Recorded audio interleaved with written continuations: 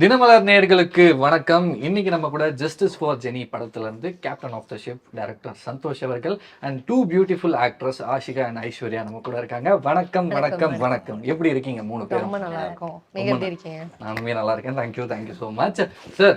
First thing வந்து இந்த trailer release ஆகிறதுக்கு முன்னாடி வரைக்கும் ஓகே சார். அதுக்கு முன்னாடி ஜே ஜே அப்படின்னு போட்டதுல இது அந்த கதையா அப்படின்னு பாக்கியராஜ் சார் சொல்லியிருந்தார்ல ஆடியோ லான்ச்ல, அந்த மாதிரி நிறைய பேருக்கு டவுட் வந்துச்சு. எனக்கு அந்த மாதிரி வந்துச்சு சார். அதை பத்தி உங்களோட கருத்து? ஆக்சுவலி ஜேன்ற ஜஸ்டிஸ் ஃபார் ஜெனி அப்படின்ற ஒரு டைட்டில் நம்ம ஷார்ட் பண்ணி அதை ஜேன்னு போட்டிருந்தோம். ஸோ அது நீங்கள் படத்துலையும் பார்த்தீங்கன்னா ஜேன்னு தான் வரும். ஜேன்றது எப்படி எதுக்காகனா ஒரு ஜெயம் உண்டாகட்டும் அப்படின்றதுனால நான் அந்த மாதிரி ஜேன்னு போட்டிருந்தேன். ஏன்னா அந்த வார்த்தைகள் சொல்லும் போது ஒரு ஒரு ஃபீல் நல்லாயிருக்கும் ஜேன்னு சொல்லும் போது. இப்போ எல்லாத்துக்குமே ஜே அப்படி தானே சொல்லுவோம், ஒரு வெற்றி ஜே, அந்த மாதிரியான ஒரு ஃபீலுக்காக தான் ஜேன்னு போட்டது. ஜெயலலிதா அப்படின்ற மாதிரி அம்மாவோட பேரும் கரெக்டு தான். ஸோ அதை நான் யோசிக்கும் போது நான் அதையும் யோசித்தேன். ஜெயலலிதா ஆகணும் நான் அப்படின்னு கூட அம்மா பதவி இருக்கும்போது அதான் சொல்லுவாங்க. அப்படியும் நான் யோசித்தேன். ஸோ அப்படி இருந்தாலும் ஓகே தானே. ஒரு அயன் லேடி, இந்தியாவில் அவங்க ஒரு மெயின் அயன் லேடியாக இருப்பாங்க. இந்த படமும் ஒரு அயன் லேடி பற்றின ஒரு படம். அந்த மாதிரி தான் அதில் பிரியங்கான்ற ஒரு கேரக்டர் வந்து ஒரு அயனான ஒரு லேடி தான். ஸோ அப்படி கூட வச்சுக்கலாம், நீங்கள் எப்படி வேணா வச்சுக்கலாம், அவ்வளோதான் அப்படின்ட்டு. ஜஸ்டிஸ் ஃபார் ஜெனி பெண்களுக்கான படம், அதனால அம்மாவுக்கு அது கரெக்டாக இருக்கும். ஓகே, ஃபர்ஸ்ட் படமே ஒரு த்ரில்லரான படம். இந்த உருவான கதையை பற்றி சொல்லுங்க. ஆக்சுவலி இந்த கதை வந்து ஒரு பெஸ்ட் அண்ட் ட்ரூ ஸ்டோரி தான். நான் அந்த கதையை நான் வாசிக்கும் போது, நான் அதை படித்து முடிக்கும் போது எனக்கு அந்த கதையை ஒரு படமாக பண்ணணும் அப்படின்ற ஒரு இன்டென்ஷன் எனக்கு அப்பயே வந்துருச்சு. இது நம்ம கண்டிப்பாக ஒரு படமாக பண்ணணும். ஏன்னா அப்போது நிறைய இன்சிடென்ட்ஸ் நடக்குதுல்ல, நம்ம அந்த விஷயங்கள்லாம் கேள்விப்படுறோம்ல. ஸோ அந்த கேள்விப்படுற விஷயங்களும் டெய்லியும் நம்ம அந்த நியூஸ் பேப்பரில் பார்க்குறது, டிவியில் பார்க்குறது, அப்படி இருக்கும்போது இந்த கதையை படிக்கும் போது எனக்கு ரெண்டுமே சிங்க் ஆச்சு. ஓகே. ஸோ இது படமாக பண்ணால் எப்படி இருக்குன்ற ஒரு ஃபீல் வரும்போது தான் நான் என்னோட டீமோட டிஸ்கஸ் பண்ணிட்டு இருந்தேன். சார் பண்ணலாம் சார் அப்படின்னு. அப்போ அந்த படத்துக்கு என்ன டைட்டில் வைக்கலான்ற ஒரு யோசனை வரும்போது நான் படிக்கும் போதே நான் யோசிச்ச டைட்டில் வந்து ஜஸ்டிஸ் ஃபார் ஜெனி. ஓகே. அது டீம்கிட்ட சொன்னேன், நல்லா இருக்கு சார், நம்ம இந்த பேரோடய போயிடலாம் அப்படின்னா ஜஸ்டிஸ் ஃபார் ஜெனி உருவான கதை. Super, very nice. நீங்கள் எப்படி இந்த ப்ராஜெக்ட்குள்ளே வந்தீங்க, அதை பற்றி சொல்லுங்கள்.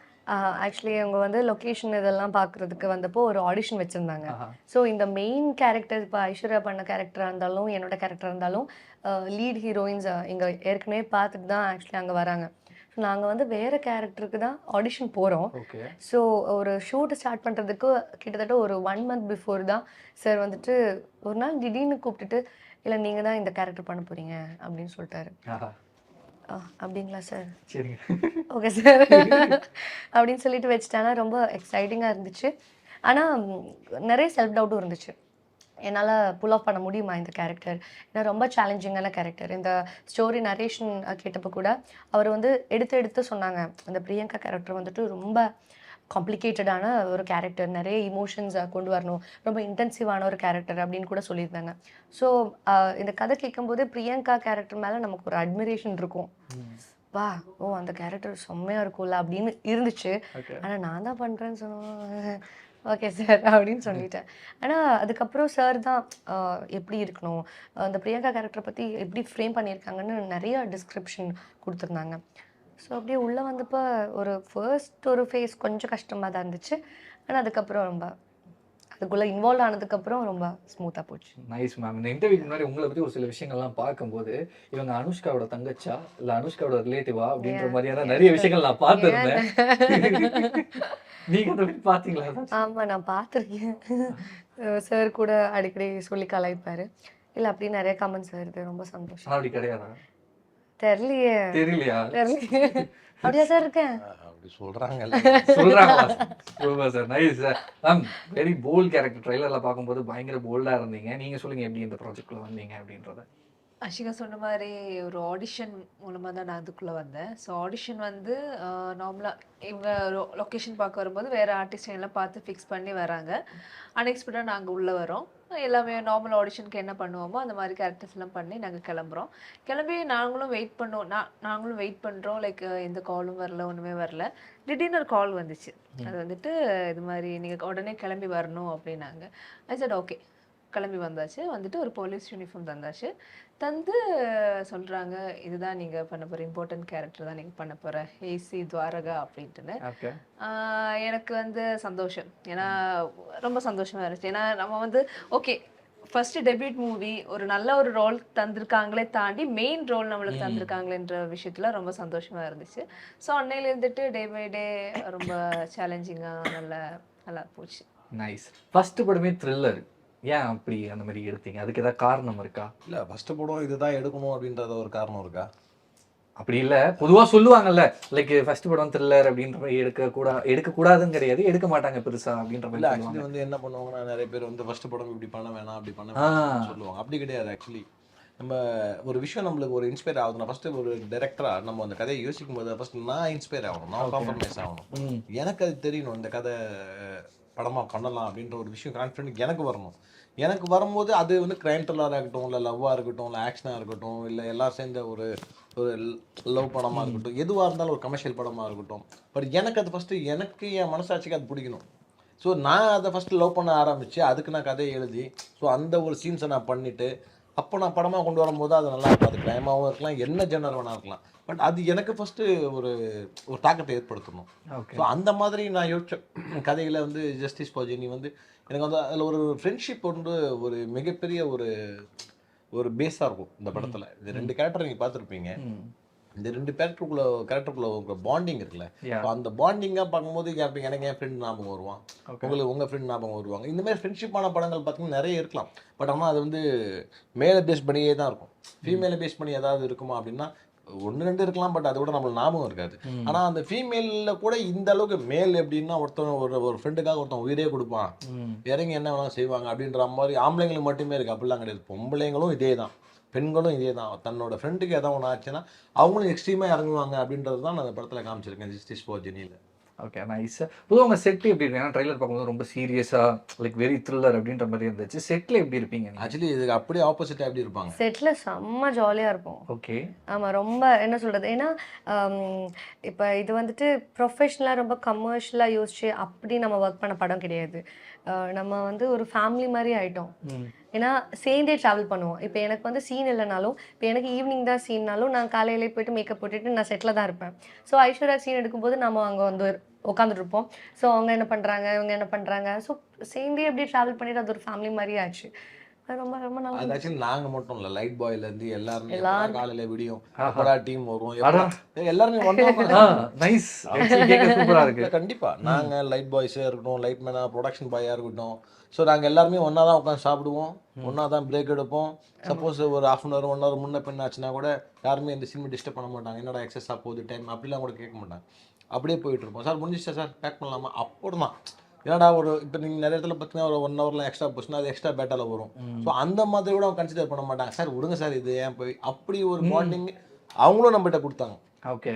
ஸோ அப்படி தான் எல்லாருமே ஒன்றா ட்ராவல் பண்ண படம் தான் justice for Jenny. Very nice. Actually கேட்கும்போது இப்போ நம்ம எல்லாரும் ஆக்சுவலி ஒர்க் பண்ணுறோம், எல்லாருமே ரொம்ப ஃப்ரெண்ட்ஸ் ஆகிட்டோம். நைஸ். இப்போ கூட we are still in contact. ஆமாம், ஒரு ஆஃப் ஸ்க்ரீனில் கூட எல்லாருமே வந்து நல்ல ஒரு பாண்ட் கிரியேட் பண்ணியிருக்கோம். சூப்பர். நீங்க 2 பேரும் சேர்ந்து சார் வந்து ரொம்ப ஓட்டுவீங்க அப்படின்ற மாதிரி உண்மையாது? இல்ல அடிக்கடி ஏதாச்சும் எடுத்து விட்டுருவாரு, சரி அதை வச்சு செஞ்சிருக்கோம். அப்படியா சார்? அப்படிலாம் ஒன்றும் இல்லைங்க, சும்மா சொல்கிறாங்க. ஆக்சுவலி செட்டில் வந்து எப்படின்னா நாங்கள் எந்த அளவுக்கு ஜோவியலாக இருப்போமோ அதேமாரி அந்த செட்டில் இருக்கும் சீரியஸாக இருக்கும் இல்லையா, அந்த ஜோவியலாக இருக்கிற டைமே எங்களுக்கு வந்து ரொம்ப கம்மியான டைம் தான் கிடைக்கும். அதில் கூட நம்ம சும்மா முறைச்சிக்கிட்டோம், டென்ஷனாகவும் ஃப்ரஸ்ட்ரேஷனாகவும் இருக்கக்கூடாதுன்னு நாங்களே எங்களை ஒரு ஜாய்ஃபுல்லாகவே க்ரியேட் பண்ணி அதை அப்படியே பழகிடுச்சு. இப்போ நான் ஒன்று சொல்கிறேன், நான் இப்போ எப்படின்னா இவங்க எல்லாரும் சந்தோஷமாக இருப்பாங்க, நான் லாங்கிலேருந்து பார்க்கும்போது என்ன எல்லாரும் ஹாப்பியாக இருக்காங்களே, உடனே யாராவது ஒருத்தர் அங்கே வந்து கூப்பிடுவா, ஷார்ட் இருக்குமா வாமா அப்படின்னு சொல்லி ஷார்ட் இருக்காரு அந்த டீமை பிரித்து விட்ருவேன். ஸோ அங்கே யாருமே என்னன்னா எதுக்காக செஞ்சோம் அப்படின்றத அவங்க திருப்பி நான் சார் இப்படிலாம் பண்ணாரு அப்படின்றப்ப திருப்பி அவங்க காமிக்கும் போது அந்த சீரியஸ் நோட்டை விட்டு அவங்க வெளில போகிறாங்க அப்படின்ற ஒரு விஷயம் தான். Okay okay. சில நாட்கள்லாம் நான் யார் கூடயும் பேசவே இல்லை.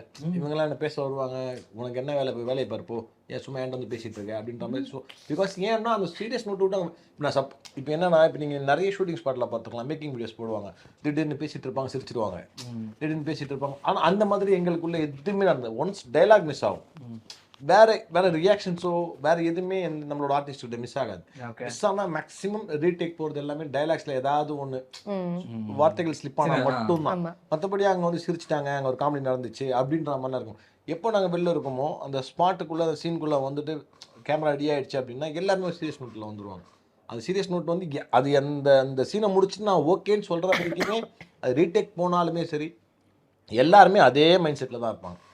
அதுலேருந்து அவங்க வெளியில் வந்துட்டு ஒரு ஒரு ஒரு 1 hour ஆகும். அதுக்கப்புறம் தான் அவங்க ஒரு ஜாலி மூடுக்கு திருப்பி ஒரு நார்மல் மூடுக்கு வருவாங்க. ஸோ அதையும் எடுத்து விட்டுருவாரு. ஸோ அந்த மாதிரியே ட்ராவல் ஆனதுனால என்னன்னா அது ஜஸ்டிஸ் ஃபார் ஜெனி வந்து ரொம்ப ஸ்பெஷலான படம் எங்கள் எல்லாருக்குமே. ஃபஸ்ட்டு படமாக இருந்தாலுமே ரொம்ப ஸ்பெஷலான படம். அது லைஃப்பில் மறக்க முடியாத ஒரு டைட்டில் வேறு. ஸோ இந்த டைட்டில் என்னைக்கு இந்த ஒலி ஸ்டாப் ஆகுன்றது சொல்ல முடியாது. இந்த சவுண்டு நம்மளுக்கு ஆல்மோஸ்ட்டாக எல்லா நாட்களுமே எல்லா வாரம் மாதம் வருஷங்களை கேட்டுக்கிட்டே இருக்கும். ஜஸ்டிஸ் ஃபார் சம்படி எல்ஸ், அவங்களுக்கு ஜஸ்டிஸ் வரல, இவங்களுக்கு ஜஸ்டிஸ் வரலன்னு. பட் இது கூடிய சீக்கிரத்தில் இந்த வாய்ஸ்லாம் கேட்காம இருக்கணும்னு நான் உன்னை வேண்டிக்கிறேன். கண்டிப்பாக சார், கூடிய சீக்கிரம் வந்து ஒரு விஷயம் வந்து எல்லாருமே கேள்விப்படும், நியூஸில் கண்டிப்பாக பார்ப்போம் அப்படின்றதோட நீங்கள் வந்து பொதுவாக இது வந்து காமன் கொஸ்டினாக உங்ககிட்ட இருந்து ஆரம்பிக்கிறேன்.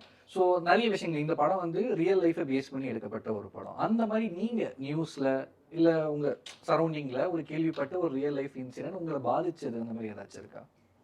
என்ன பாதிச்சது எதுவும் இல்லை, பட் அது கேட்கும்போது நம்மளுக்கு Yeah, கஷ்டமா அதுதான். இருக்கும். லைக் இப்போ எப்படியாவது ஒரு நாளைக்கு நியூஸ் பேப்பர்ல ஏதோ ஒரு கட்டில் ஏதோ ஒரு ஏரியால இந்த மாதிரி நியூஸ் கேட்டுட்டே நம்ம இருக்கோம். அது வந்துட்டு ஒரு கேஸ் இப்போ நார்மலா போகுது, நார்மலா ஒரு ரேப் கேஸ்னா அடுத்த வாரம் வந்துட்டு பயங்கரமா இருக்கும், அதுக்கு அடுத்த வாரம் பயங்கரமா இருக்கும். ஸோ நாம இந்த மூவி பண்ற டைம்ல எல்லாம் இதோட ஒரு பீக் டைம்னு வேற சொல்லலாம்.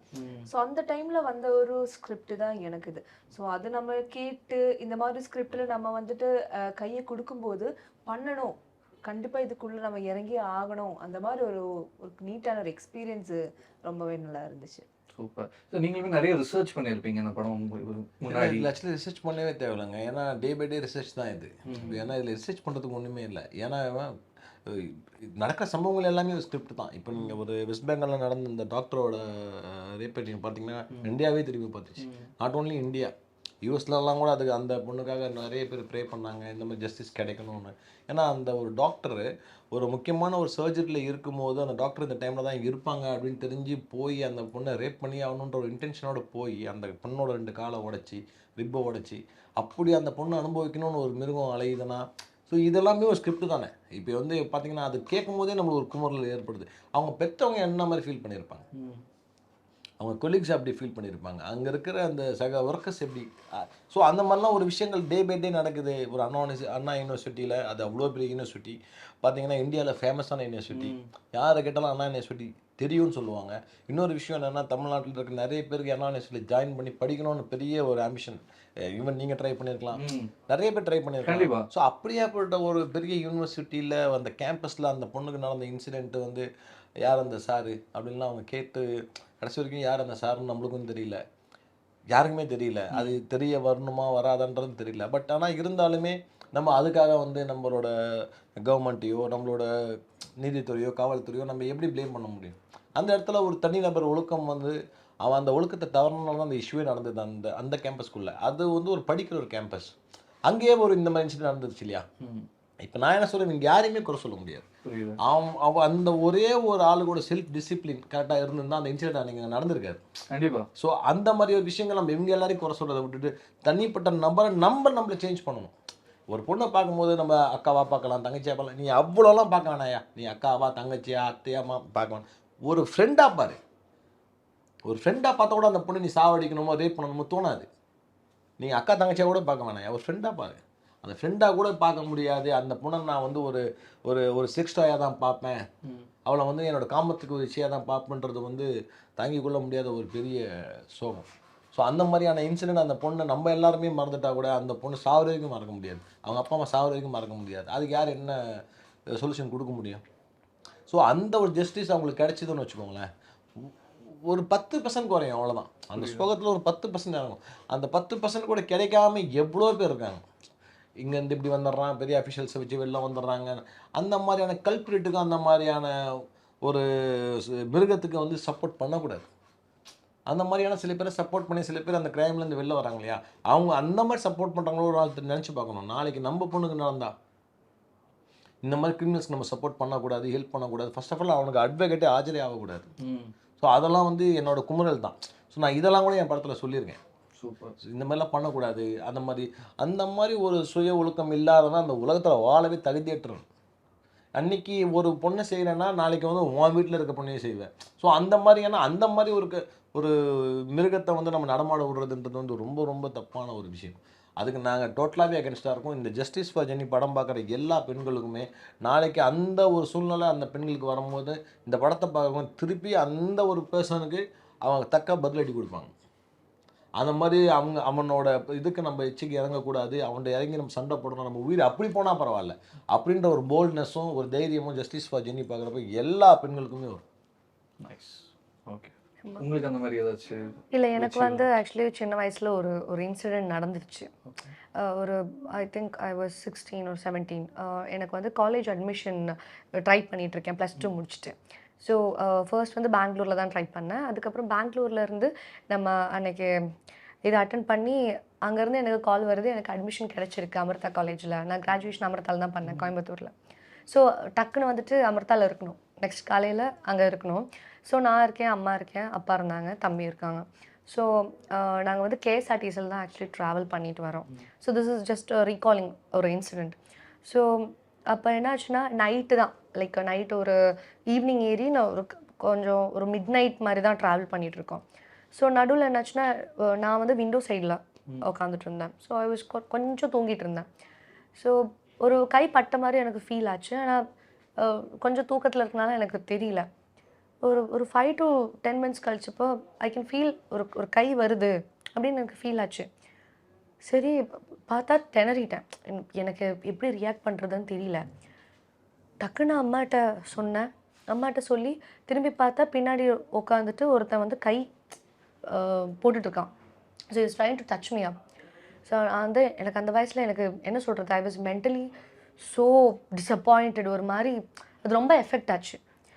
அப்போ இருந்து எல்லோரும் சேர்ந்தாங்க, அடித்தாங்க, அவங்க நல்லா உதச்சிட்டாங்க, தூக்கி வெளியே போட்டாங்க பஸ்லேருந்து.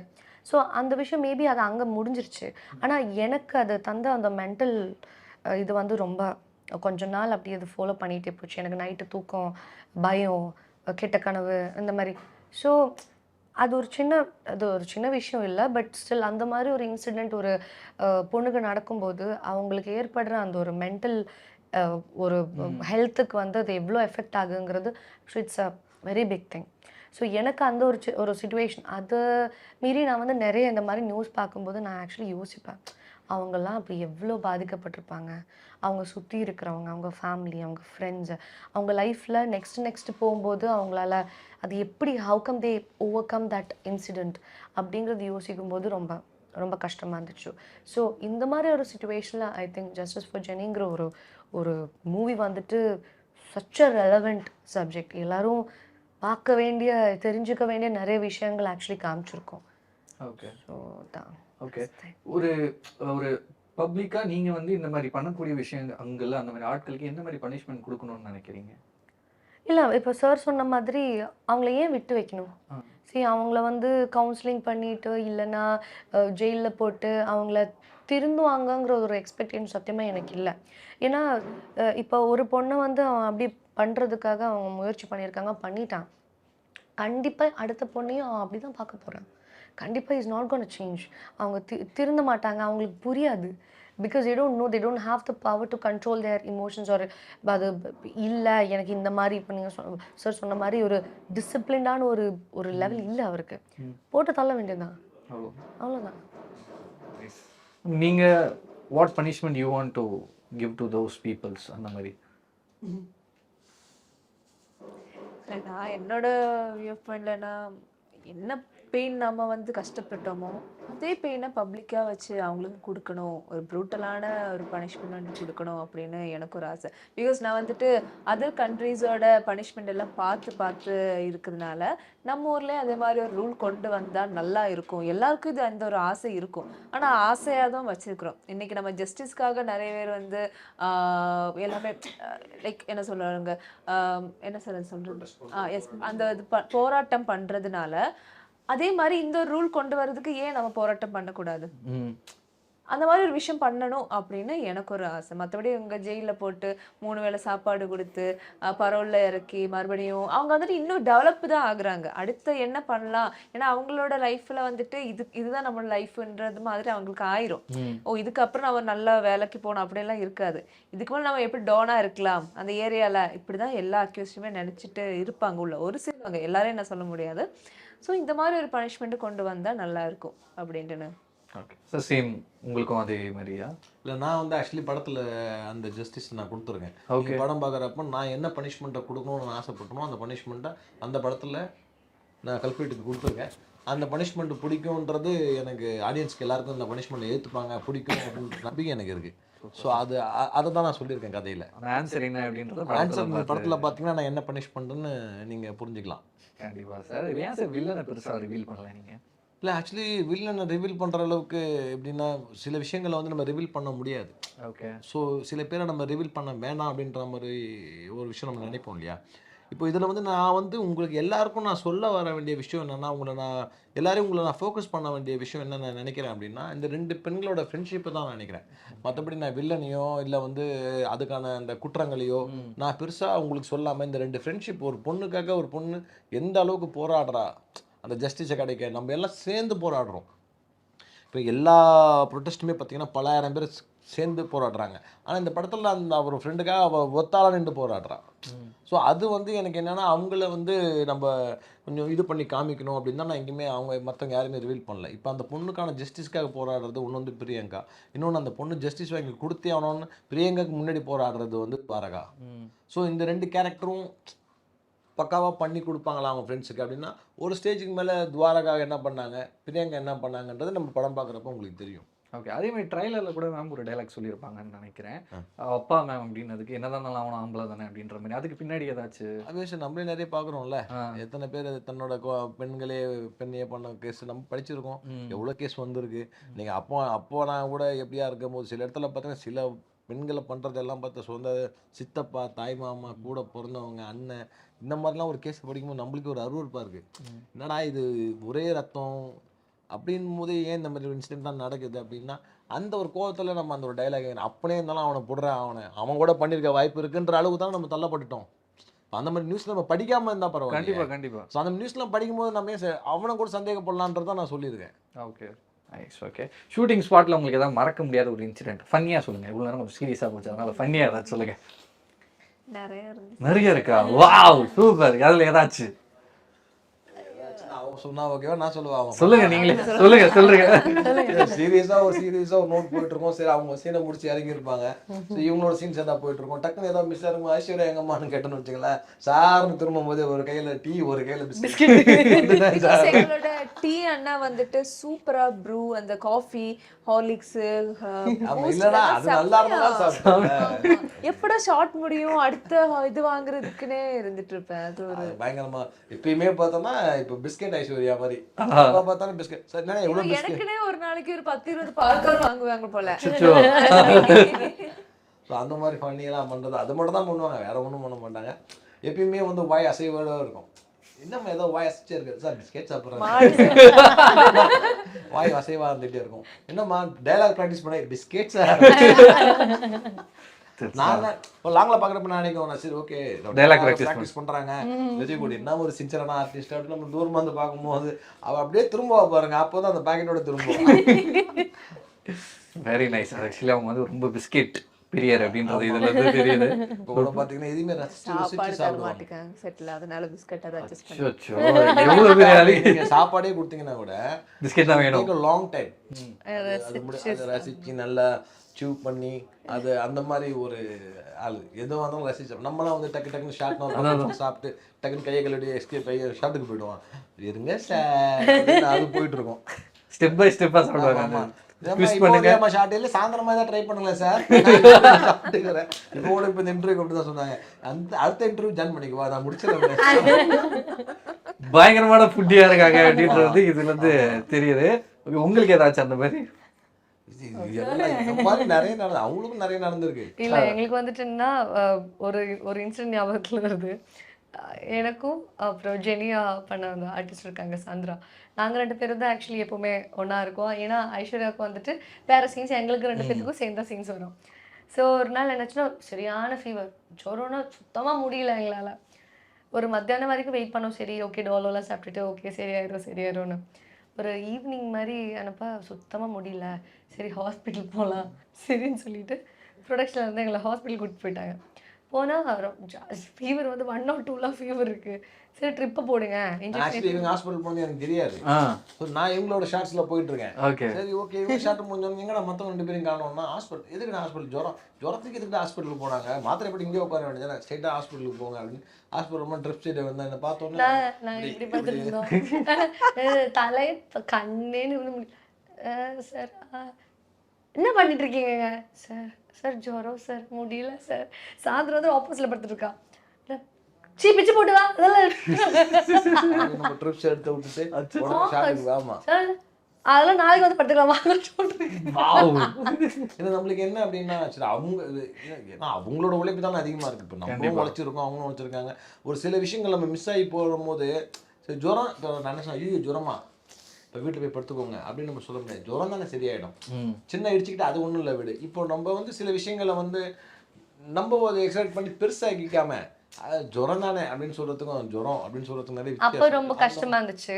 ஆனா இப்போ ஆக்சுவலி அப்போ புரியல, இப்போ புரியுது. ஏன்னா அது வந்து இப்போ நாங்கள் 2 பேரும் அன்னைக்கு போகலன்னா அதுக்கு வந்து ஃபுல்லாக செட்டே நம்ம வந்து சஃபர் பண்ணுற ஒரு நிலைமை வந்துடும். ஸோ அதனால அப்போ நாங்கள் கொஞ்சம் அட்ஜஸ்ட் பண்ணிக்கிறதுனால எங்களால் நிறைய இது பண்ண முடிஞ்சுது. ரொம்ப சந்தோஷம்.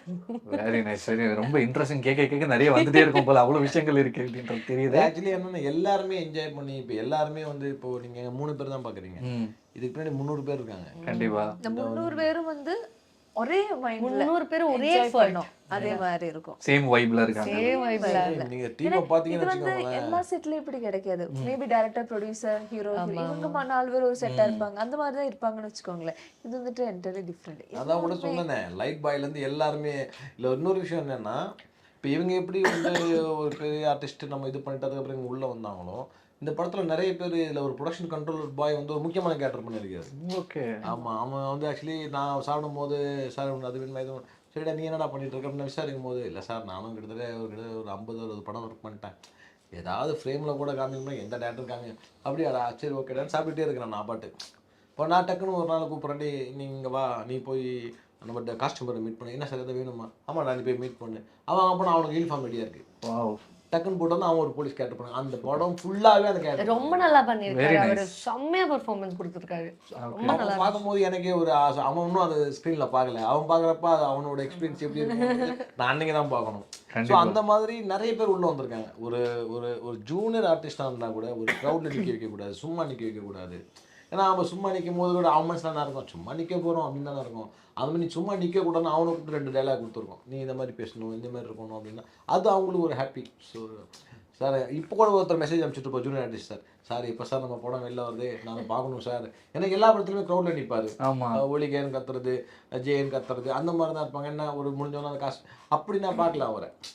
ஸோ அவருக்கு நடிக்கணும்னு ஆசை, அதனால அவர் ஜூனியர் ஆர்டிஸ்டாவது உள்ளே வரணும்னு நினைக்கிறேன். ஸோ அவருக்கு ஒரு 2 டைலாக கொடுத்தா என்ன குறைஞ்சிவுது. ஸோ அவர் ஒரு கேரக்டராக போட்டு அவருக்கு 2-3 டைலாக் கொடுத்து அவர் மூஞ்சியில் ஒரு சந்தோஷத்தை பார்க்குறப்ப நம்ம அவருக்கு ஒரு க்ளோஸ்அப்பு அது எனக்கு ஒரு ஹாப்பியாக இருந்தது. அவர் அந்த க்ளோஸ்அப் வச்சு அவர் ஹாப்பியாக இருக்கும்போது எனக்கு ஹாப்பியாக இருந்தது. கண்டிப்பா சார் அந்த மனசு தான் சார் கடவுள். கண்டிப்பா இது வந்து எல்லாருமே ஒரு கனவு தான்.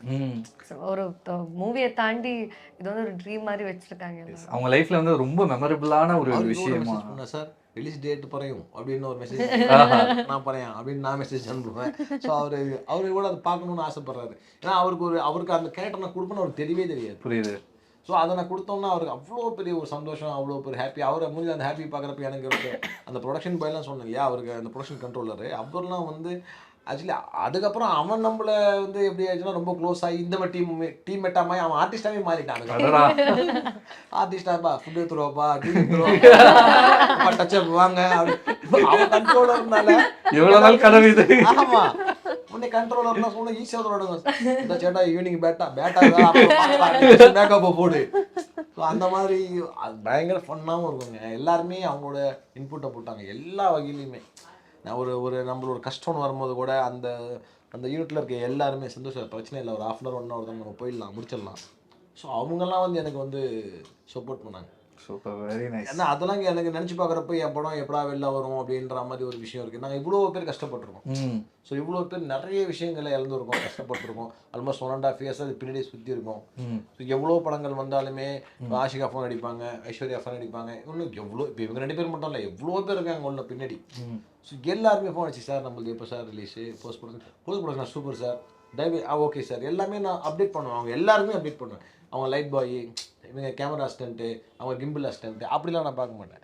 எல்லாருக்குமே அப்டேட் பண்ணுவேன், எல்லாருக்கும் ஃபோன் பண்ணி பேசுவேன். டே போயிட்டுருக்குடா, அது போயிருக்கு, அப்படியே சரி sir, okay sir, waiting sir. ஏன்னா அவங்க எவ்வளோ படத்துக்கு ஷூட்டிங் போயிருப்பாங்க.